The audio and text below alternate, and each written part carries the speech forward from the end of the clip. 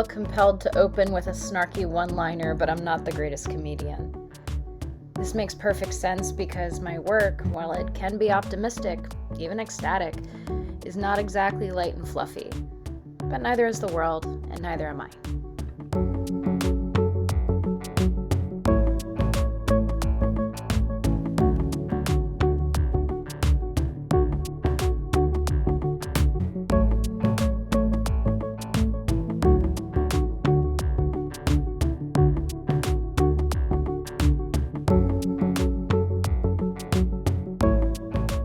I'm Rebecca, an artist who is autistic, ethnically ambiguous, Jewish, a lesbian, and a single parent. Essentially, I am always, to some extent, the other, and as such, my paintings will always be considered outsider art, even though they operate within the historical tradition of abstract expressionism, regardless of the influence a formal academic art education has had on my work.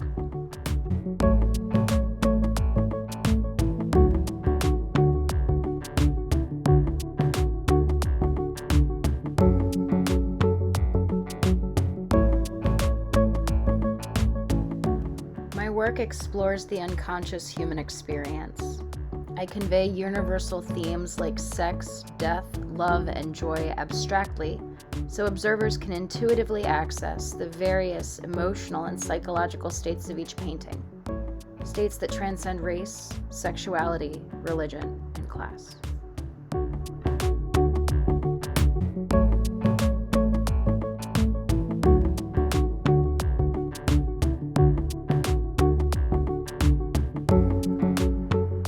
My aesthetic approach explores motion, color, and texture. I create monumental, layered paintings, visual epitaphs or moments that can only be expressed via hue and gesture, where the pigments and forms dance together.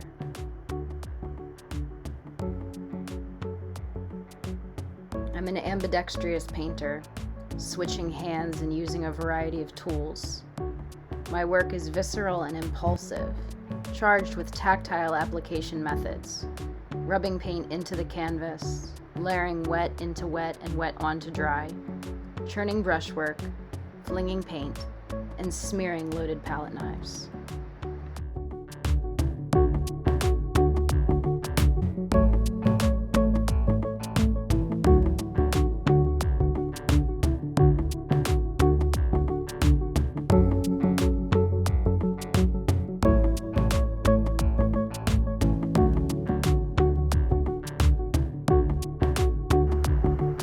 Currently, I am exploring the experience of alienation from one's observed reality.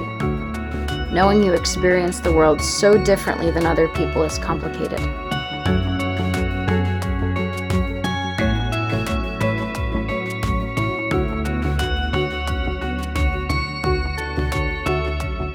I'm constantly aware of scripting and masking, as well as the fact that sensory input will always be a little too much or not quite enough.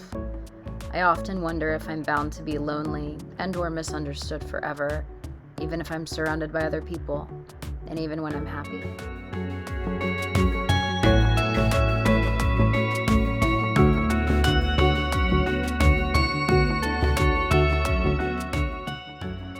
I struggle with my intersections in professional identity. There is a part of me that wants to allow my identity to not only shape my work, but to define it. And then there is also a part of me that wants my work to be an escape from the ugliness of a sexist, homophobic, racist, ableist society, and exist outside of it.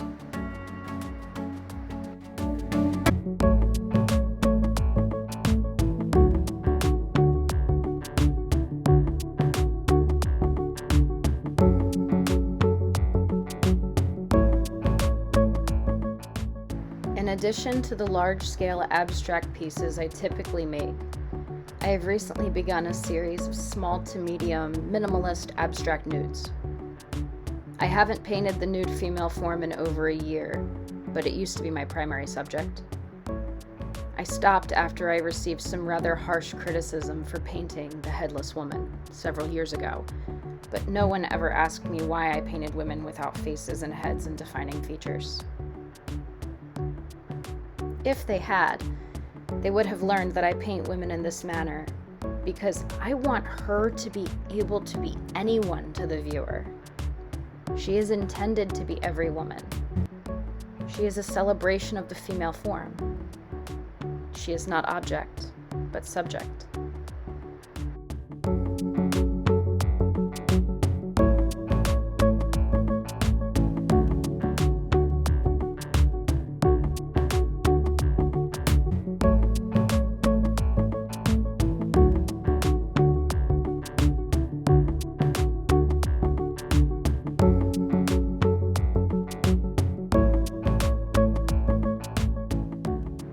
I could dive into further conceptual and philosophical motivations and musings, but I would much rather allow my work to speak for itself.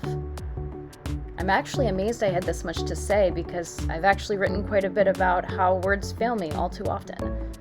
Not to mention my favorite artist talk story is about Sheba Sharrow and her approach, and I always thought I'd handle it that way. She reportedly would stand in front of her enormous paintings and only say 3 words. I made that,